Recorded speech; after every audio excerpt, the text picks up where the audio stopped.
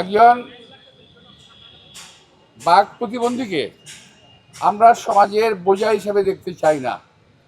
এরা আমাদের সন্তান, এরা আমাদেরই ভাই, আমাদের আত্মীয়, এরা বোঝা নয়। সুতরাং তোমাদের দাবি দেওয়াগুলো আমি দেখলাম, আমার এই দাবি দেওয়ার কাগজের কোনো প্রয়োজন নাই। আমি তোমাদের প্রয়োজনটা আমি বুঝতে পারছি। যদি আল্লাহ তাআলা সুযোগ দেন, ইনশাআল্লাহ তোমাদের যেটা প্রয়োজন আছে ইনশাআল্লাহ সেটা আমরা করব, যা প্রয়োজন আছে। যদি সরকারে আসতে পারি আল্লাহর রহমতে, তাহলে তো অনেক ভালো হবে ইনশাআল্লাহ। যেটুকু বাকি আছে কাজ সেটুকু করব। এবং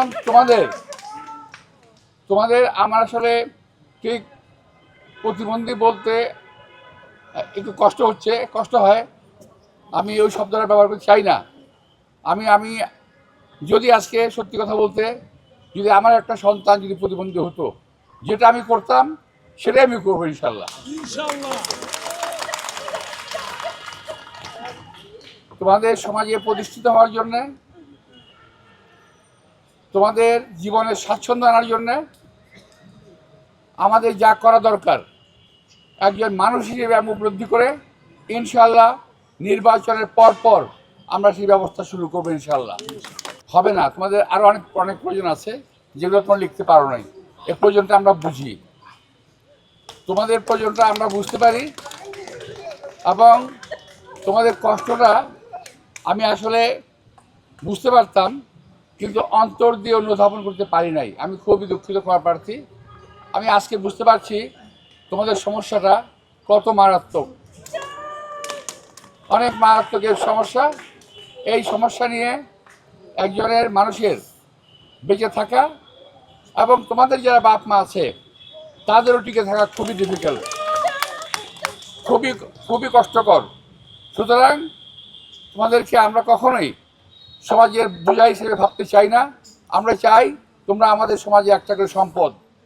আমরা তোমাদেরকে প্রতিটি পরিবারের একজন সম্পদ হিসেবে আমরা গড়ে তুলতে চাই, ইনশাআল্লাহ গড়ে তুলব।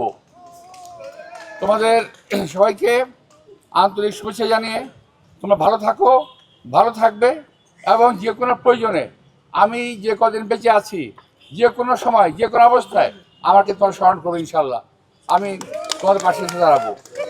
তোমাদের সবাইকে আন্তরিক শুভেচ্ছা এবং ধন্যবাদ।